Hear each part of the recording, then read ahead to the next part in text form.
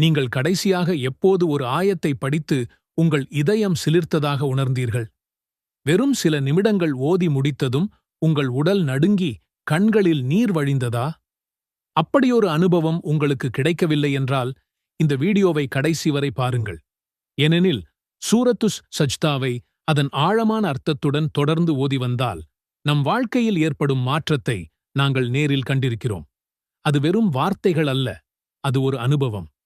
இன்று காலை எழுந்ததும் நீங்கள் முதல் 5 வினாடிகளில் செய்தது என்ன? பெரும்பாலும் உங்கள் கைகள் தானாகவே போன் ஸ்கிரீனை திறந்திருக்கும், இல்லையா? செய்திகள், சமூக வலைத்தளங்கள், அதில் பாதிக்கும் மேல் கவலை தரும் செய்திகள், மனதை சோர்வாக்கும் தகவல்கள். பிறகு பணிக்குத் தயாராகி பரபரவென வெளியே ஓடினீர்கள். இந்த ஓட்டத்தின் இடையில் 5 நிமிடம் தொழுகையை நினைத்தாலும் உள்ளத்தில் ஒரு குரல், இன்னும் ஒரு நாள், இன்னும் ஒரு மாதம், இன்னும் ஒரு வருடம். நான் எதை நோக்கி ஓடிக்கொண்டிருக்கிறேன்? இந்த ஓட்டத்தின் முடிவுதான் என்ன? இந்த கேள்விக்கு பதிலில்லாமல் நாம் பலரும் உழல்கிறோம். ஒருவித ஆன்மீக வெறுமை, நேரத்தின் வேகத்தில் சிக்கித் தங்கிப்போன திருப்தியின்மை, மறுமை நாள் உண்மையாவா என்ற ஆழமான சந்தேகம், இவையெல்லாம் நம்மை அரித்துக் கொண்டிருக்கின்றன. ஆனால் ஆச்சரியம் என்னவென்றால், இந்த கவலைகள் இன்றைய நவீன மனிதனுக்கு மட்டுமே சொந்தமானவை அல்ல. நபி முஹம்மத் நபிகள் நாயகம் ஸல்லல்லாஹு அலைஹி வஸல்லம் அவர்களின் காலத்திலேயே மக்கள் இந்த உணர்வுகளை அனுபவித்தார்கள். இதே கேள்விகளால் குழம்பினார்கள். அவர்களுக்கு தெளிவான ஒரு பதிலை அல்லாஹ் ஒரே ஒரு சூராவில் சுருக்கியுள்ளான். அந்த அத்தியாயம்தான் சூரத்துஸ் சஜ்தா. இது வெறும் வார்த்தைகளின் தொகுப்பு அல்ல, இது நம் ஆன்மாவுக்கான ஒரு வழிகாட்டி. இந்த சூரா திருமறை குர்ஆனின் 32வது அத்தியாயம். இது மக்காவில் அருளப்பட்டது. அதாவது இஸ்லாத்தின் அடிப்படை நம்பிக்கைகள், இறைவனின் ஏகத்துவம், மறுமையின் உண்மை போன்றவற்றை வலியுறுத்தும் ஆரம்பகால சூறாக்களில் இதுவும் ஒன்று. மொத்தம் 30 வசனங்களைக் கொண்டது. இதன் பெயரே சஜ்தா, அதாவது சிரம் பணிதல் அல்லது தாழ்மையுடன் வணங்குதல் என்று பொருள். இந்த சூரா முழுவதும் இறைவனுக்கு முன் மனம் முழுக்க தாழ்மையுடன் சிரம் பணிவதன் ஆழமான பாடம் பொதிந்துள்ளது.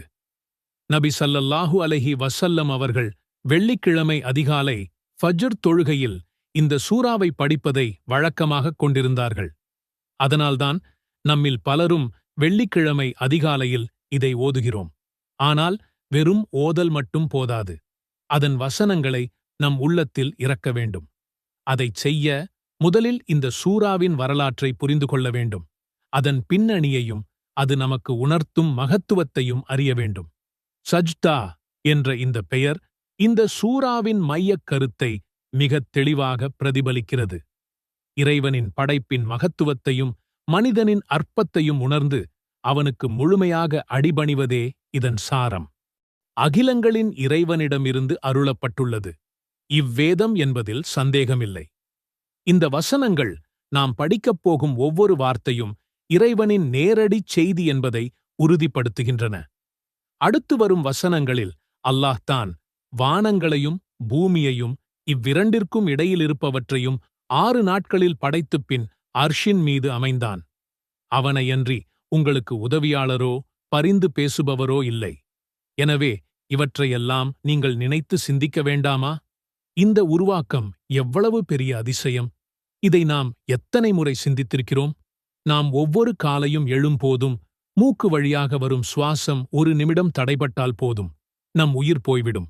ஆனால் அந்த சுவாசத்தை நாம் கட்டுப்படுத்த முடியாது. அது இறைவனின் அருளால் தடையின்றி நடக்கிறது.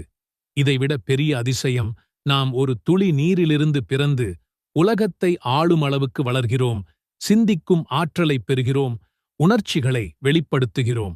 ஒரு துளி நீர்! அதை நினைத்துப் பாருங்கள். இந்த வசனங்களை ஓதும்போது என் மனதில் ஓர் உண்மை உறைகிறது. நான் என்னை பெரியவன் என்று நினைத்துக் கொள்வதெல்லாம் ஒரு பெரிய பொய், ஒரு பிரமை. நான் ஒரு துளி நீரின் மாற்றம்தான். இதை நான் கட்டுப்படுத்தவில்லை, என் தாய் தந்தையரும் கட்டுப்படுத்தவில்லை. இது இறைவனின் படைப்பு. இந்த சிந்தனை வரும்போது என் பெருமையை எல்லாம் விட்டுவிட்டு என் கண்கள் தானாகவே இறைவனுக்கு கட்டுப்படும். அவன் மட்டுமே மாபெரும் படைப்பாளன், நாம் அவனின் அற்ப படைப்புகள். இந்த உணர்வு நமக்கு ஒரு புதிய கண்ணோட்டத்தை தரும்.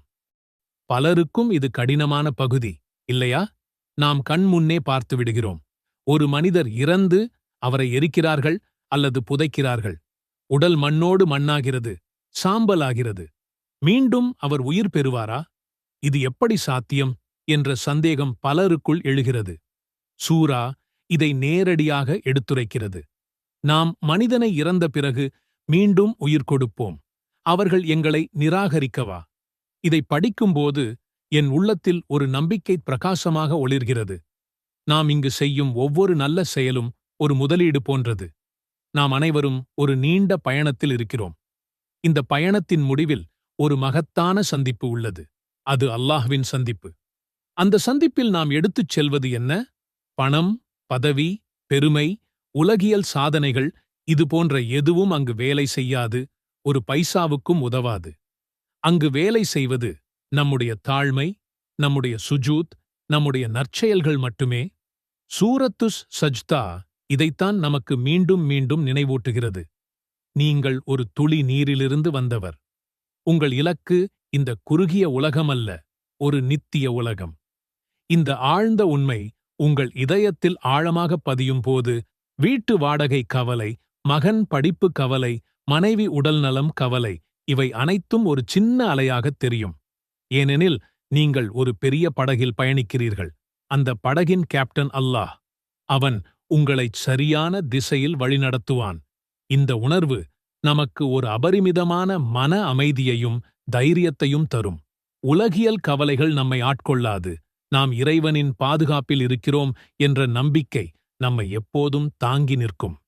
ஒவ்வொரு இரவும் நம்ம வாழ்க்கையோட மிகப்பெரிய ஒரு பிரீட்சையிலிருந்து, அதாவது மரணத்திற்கு பின் வரும் சோதனையிலிருந்து நம்மள பாதுகாக்க ஒரு விஷயம் இருக்குன்னு சொன்னா நம்புவீங்களா? அதுதான் 30 வசனங்கள் கொண்ட சூரத்துல் முல்க்.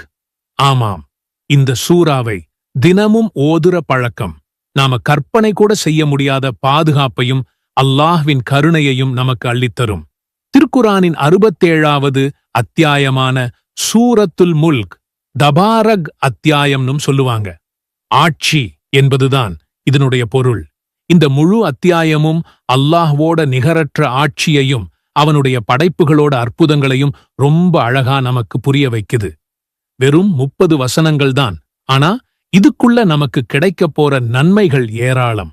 வாங்க, இந்த வீடியோல சூரத்துல் முல்க் ஓதுறதால கிடைக்கக்கூடிய மிக முக்கியமான அதிசயமான சிறப்புகளைப் பத்தி ஒன்னொன்னா பார்க்கலாம். நாம எல்லாருமே ஒரு நாள் மரணத்தை சந்திச்சுதான் ஆகணும். அதுக்கு பிறகு வர்ற வாழ்க்கைதான் நிரந்தரமானது. அந்த வாழ்க்கையோட முதல்